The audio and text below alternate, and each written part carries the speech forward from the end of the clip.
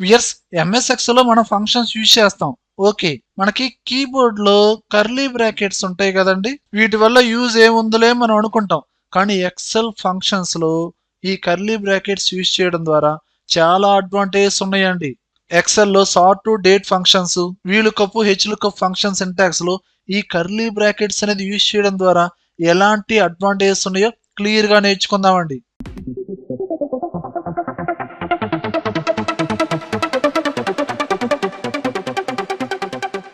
Weirs ఈ practice file link అనేది కింద కామెంట్ సెక్షన్ లో ఇచ్చానండి, డౌన్లోడ్ చేసుకొని ప్రాక్టీస్ చేయండి.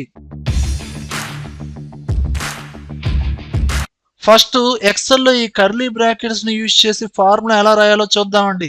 జనరల్ గా కర్లీ బ్రాకెట్స్ యూజ్ చేయడం ద్వారా మనం ఎంటర్ చేసిన డేటాని రోస్ వైజ్ గా కాలమ్స్ వైజ్ గా డివైడ్ చేస్తుందండి. ఓసారి చూడండి, ఇక్కడ నేను ఫార్ములా అప్లై చేస్తున్నాను అండి. Equal to curly bracket open చేశాను అండ్ కర్లీ బ్రాకెట్ క్లోజ్ చేశాను. ఈ బ్రాకెట్స్ మధ్యలో డేటా ఎలా టైప్ చేస్తాను అంటే 1,2,3 ఇలా ఇచ్చానండి. ఎంటర్ కొట్టండి. ఆ డేటా అనేది కాలం వైజ్ గా స్ప్లిట్ అయిందండి. ఈ విధంగా మనం ఫ్లవర్ బ్రాకెట్స్ లో ఇచ్చిన డేటా అనేది కాలం వైజ్ గా డివైడ్ అయిందండి. కాలం వైజ్ గానే ఎందుకు డివైడ్ అయిందండి? ఇక్కడ ఎంటర్ చేసిన డేటా మధ్యలో కామాస్ అనేది ఇవ్వడం ద్వారా. మరి వర్టికల్ గా డివైడ్ అవ్వాలంటే మన ఫార్ములా ఎలా రాస్తామండి? Equal to curly bracket open చేసి 1 సెమికోలన్ ఇవ్వండి. నెంబర్స్ మధ్యలో సెమికోలన్ ఇచ్చారనుకోండి, అప్పుడు మనకి రోస్ వైజ్ గా డివైడ్ అవుతుందండి. సెమికోలన్ 2 సెమికోలన్ 3 క్లోజ్ చేయండి, ఎంటర్ కొట్టండి. నెంబర్స్ అనేది రోస్ వైజ్ గా డివైడ్ అవుతుందండి. డేటా అనేది హారిజంటల్ గా రావాలనుకుంటే నెంబర్స్ మధ్యలో మీరు కామాస్ ఇవ్వండి, వర్టికల్ గా రావాలనుకుంటే సెమికోలన్ ఇవ్వండి. ఇది బేసిక్. ఇప్పుడు నెక్స్ట్ రిపోర్ట్ చూడండి.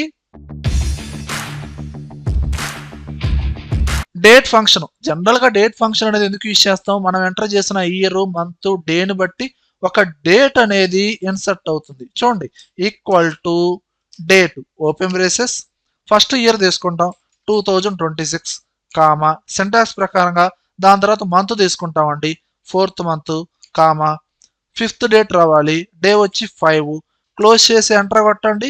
ఆటోమేటిక్గా 5th ఏప్రిల్ 2026 అని వచ్చింది. ఒక్కోసారి డేట్ ఫార్మేట్ గా మీకు రాలేదనుకోండి, ఇక్కడ మీకు ఫార్మేట్ డేట్ లో ఉందో జనరల్ లో ఉందో చూసుకోండి. ఒక్కోసారి జనరల్ లో ఉందనుకోండి, మనకి డేట్ అనేది థౌజండ్స్ లో డిస్ప్లే అవుతా ఉండిద్దండి. చెక్ చేసుకోండి, హోమ్ ట్యాబ్ లో నెంబర్ ప్యానల్ లో ఉండిద్దండి. డేట్ ఫార్మేట్ లో పెట్టుకోండి షార్ట్ డేట్, అప్పుడే మనకి ఆ సెల్స్ లో డేట్ అనేది కరెక్ట్ గా డిస్ప్లే అవుతుందండి. ఓకేనా?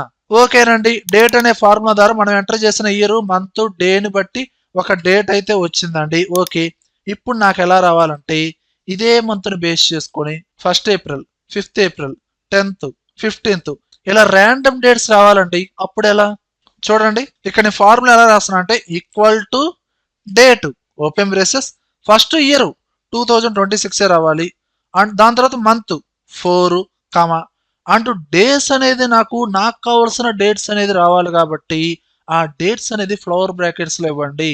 ఇక్కడ ఫ్లవర్ బ్రాకెట్స్ ఓపెన్ చేసి 1st ఏప్రిల్ రావాలి, దాని తర్వాత 5th ఏప్రిల్ రావాలి కామా 10 కామా 15 ఈ 4 డేట్స్ రావాలండి. ఫ్లవర్ బ్రాకెట్ క్లోజ్ చేయండి, అలానే డేట్ ఫంక్షన్ ని క్లోజ్ చేయండి.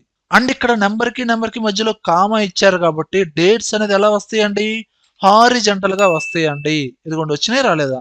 అవే డేట్స్ వర్టికల్ గా రావాలంటే మీరు ఆ కామా ప్లేస్ లో సెమికోలన్ ఇవ్వండి. ఇదిగోండి, ఇక్కడ ఫార్ములా యూజ్ చేస్తున్నాను. ఈక్వల్ టు డేట్, ఇయర్ వచ్చి 2025 తీసుకున్నాను కామా, మంత్ వచ్చి 3rd మంత్ తీసుకున్నాను కామా, ఫ్లవర్ బ్రాకెట్స్ లో 10 సెమికోలన్, 17 సెమికోలన్, 28 ఇలా తీసుకున్నానండి. ఫ్లవర్ బ్రాకెట్ క్లోజ్ చేయండి, డేట్ ఫంక్షన్ ని క్లోజ్ చేశాను. నెంబర్స్ మధ్యలో సెమికోలన్ ఇచ్చాను, ఎంటర్ కొట్టండి. ఆ డేట్స్ అనేది వర్టికల్ గా వచ్చినాయండి. అలా డేసే కాదండి, మల్టిపుల్ మంత్స్ ని ఇన్సర్ట్ చేసుకోండి, ఇయర్స్ ని ఇన్సర్ట్ చేసుకోండి. ఫర్ ఎగ్జాంపుల్ క్వార్టర్లీ వైజ్ గా మంత్స్ రావాలండి. 1st జనవరి, 1st ఏప్రిల్, 1st జూలై, అలానే 1st అక్టోబర్ ఇలా రావాలండి. అప్పుడు మనం ఎలా ఇన్సర్ట్ చేస్తాం? ఈక్వల్ టు డేట్, ఇయర్ వచ్చి 2026 రావాలి కామా, మంత్స్ ఇక్కడ చేంజ్ అవ్వాలి కాబట్టి ఫ్లవర్ బ్రాకెట్స్ లో జనవరి 1st, ఏప్రిల్ అనేది 4 కామా, జూలై కామా, అలానే అక్టోబర్ 10 ఫ్లవర్ బ్రాకెట్ క్లోజ్ చేయండి. అలా మంత్స్ అనేది మీరు ఫ్లవర్ బ్రాకెట్స్ లో ఇచ్చారండి. ఇక్కడ కామా, ఆ మంత్స్ అన్ని ఫస్ట్ డేట్ ప్రకారంగా రావాలి కాబట్టి డే అనేది 1 ఇచ్చారండి. క్లోజ్ చేసి ఎంటర్ కొట్టండి. ఇదిగోండి మనసు ప్రకారంగా ఆటోమేటిక్ గా మనకి డేట్స్ అనేది వచ్చినాయండి. అలా ఇయర్స్ ను కూడా యాడ్ చేసుకోండి, వర్టికల్ గా యాడ్ చేసుకోండి, హారిజంటల్ గా యాడ్ చేసుకోండి, మీ ఇష్టం, మీ చాయిస్ అది. ఇలా డేట్ ఫంక్షన్ లో కర్లీ బ్రాకెట్స్ అనేది యూజ్ చేసి మనకు కావాల్సిన డేట్స్ ని డైరెక్ట్ గా ఇన్సర్ట్ చేసుకోవచ్చు అండి. ఓకేనా? అండ్ నెక్స్ట్ ఫంక్షన్ వచ్చి సార్ట్ ఫంక్షన్. ఇక్కడ ఒక రిపోర్ట్ ఉంది చూడండి. ఇక్కడ నేమ్స్, సేల్స్ పర్సన్ నేమ్స్, వాళ్ళ place, product, values, repeated sales persons repeated గా ఉన్నారండి, రిపీటెడ్ ప్లేస్ లో రిపీటెడ్ ప్రొడక్ట్స్ ని సమ్ వాల్యూస్ కి సేల్ చేశారండి. ఓకే, ఇప్పుడు ఈ డేటాని సార్టింగ్ చేయాలి అనుకుంటున్నాను. ఎక్సెల్ లో డేటాని సార్టింగ్ చేయాలంటే మనకి డేటా ట్యాబ్ లో డైరెక్ట్ గా సార్ట్ ఆప్షన్ ఉంది, లేదా డైరెక్ట్ గా సార్ట్ ఫంక్షన్ కూడా ఉంది. ఇది అడ్వాన్స్ వర్షన్ లో ఉండిద్దండి. ఇప్పుడు నాకు ఇక్కడున్న డేటా అనేది సేల్స్ పర్సన్స్ అనేది ఆల్ఫాబెట్ ఆర్డర్ లో సార్టింగ్ అనేది చేయాలనుకుంటున్నానండి. సార్ట్ ఫంక్షన్ యూజ్ చేసి ఇక్కడ ఫంక్షన్ యూజ్ చేస్తాను చూడండి, ఈక్వల్ టు సార్ట్. ఇక్కడ సింటాక్స్ ప్రకారంగా ఫస్ట్ ఈ ఎంటైర్ డేటా మొత్తాన్ని సెలక్షన్ చేయండి. ఇక్కడ హెడ్డింగ్స్ కాకుండా రిమైనింగ్ డేటా మొత్తాన్ని సెలక్షన్ చేయండి. మీరు డైరెక్ట్ గా మౌస్ పాయింటర్ తో సెలక్షన్ చేసిన ఒకటే ఫస్ట్ సెల్ ని సెలక్షన్ చేసి కంట్రోల్ షిఫ్ట్ పట్టుకోండి, రైట్ యారో డౌన్ యారో కొట్టండి, ఎంటైర్ డేటా మొత్తం సెలక్షన్ అయిద్దండి. Comma sort index. మీరు ఇక్కడ సార్టింగ్ చేయాల్సింది ఏంటండి, సేల్స్ నేమ్స్ ప్రకారంగా. ఆ నేమ్ అనేది ఎన్నో కాలంలో ఉందండి, ఫస్ట్ కాలంలో ఉంది కాబట్టి 1 అని ఇవ్వండి. కామా అంటే ఇక్కడ అసెండింగ్ ఆర్డర్ లో రావాలా, డిసెండింగ్ ఆర్డర్ లో రావాలా? Alphabet order.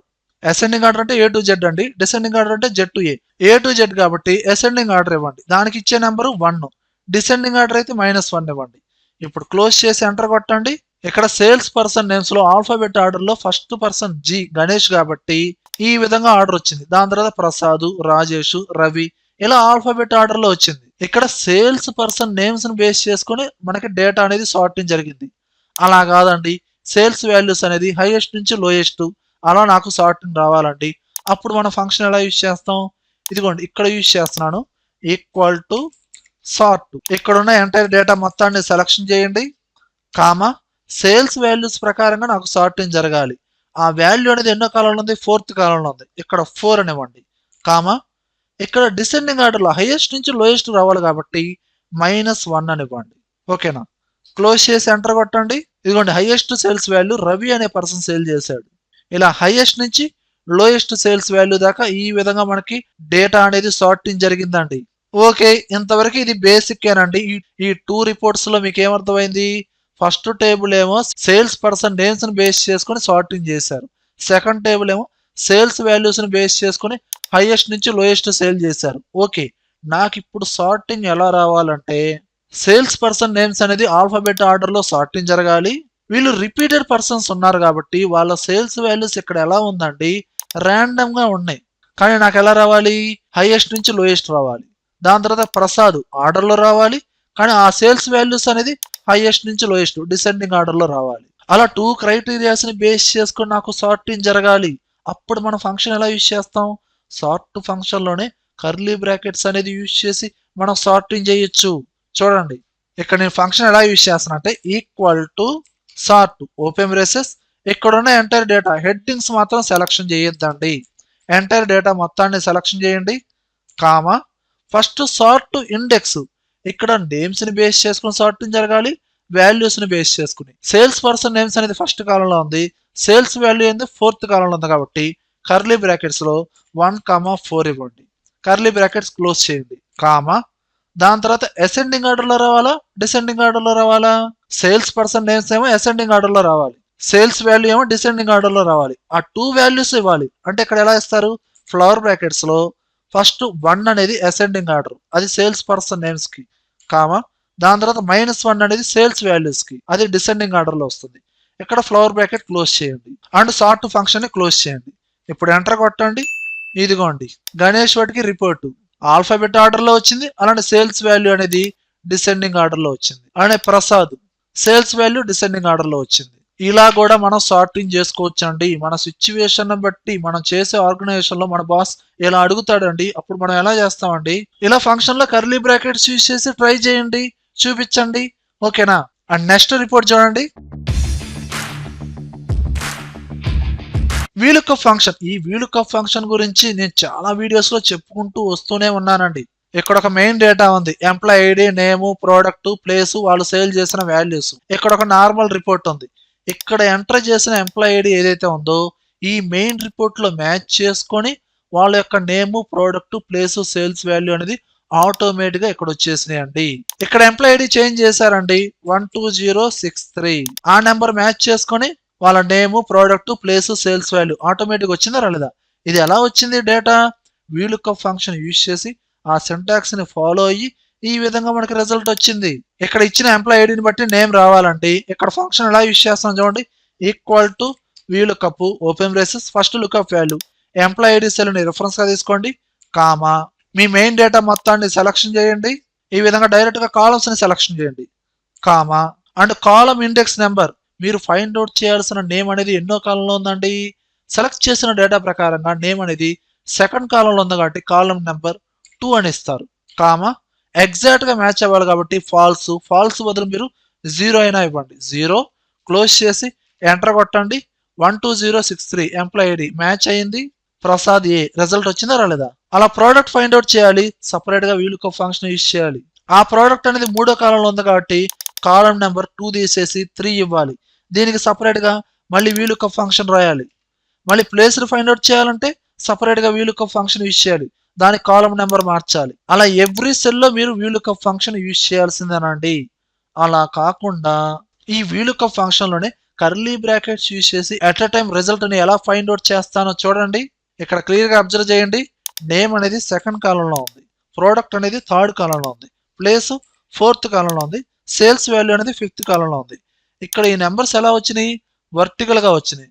సో వర్టికల్ గా నెంబర్స్ రావాలంటే మీరు ఏమి యూజ్ చేస్తారు? నెంబర్స్ మధ్యలో సెమీకోలన్ యూజ్ చేయాలి, అంతే కదండి. అప్పుడు నేను స్టార్టింగ్ ఫంక్షన్ లోనే ఎలా రాస్తున్నాను? Equal to VLOOKUP lookup value వచ్చి ఎంప్లాయ్ ఐడి తీసుకున్నాను, కామా మెయిన్ డేటా మొత్తాన్ని డైరెక్ట్ గా కాలమ్స్ ని సెలక్షన్ చేయండి, కామా కాలం ఇండెక్స్ నెంబర్ ఫైండ్ అవుట్ చేయాల్సింది నేమ్, ప్రోడక్ట్, ప్లేస్, సేల్స్. ఏ కాలమ్స్ లో ఉన్నాయి? 2 నుంచి 5 దాకా ఉన్నాయి. అంటే ఇక్కడ నేను ఫ్లవర్ బ్రాకెట్స్ లో 2 సెమీకోలన్, 3 సెమీకోలన్, 4 సెమీకోలన్, 5 ఈ విధంగా ఇవ్వండి. ఫ్లవర్ బ్రాకెట్స్ క్లోజ్ చేయండి, కామా ఎగ్జాక్ట్ గా మ్యాచ్ అవ్వాలి కాబట్టి ఫాల్స్ 0 క్లోజ్ చేసి ఎంటర్ కొట్టండి. అదిగోండి ఆటోమేటిక్ వచ్చిందా రాలేదా? ఇండివిజువల్ గా ఫంక్షన్స్ ఏమైనా యూజ్ చేశానండి? కష్టపడ్డానండి?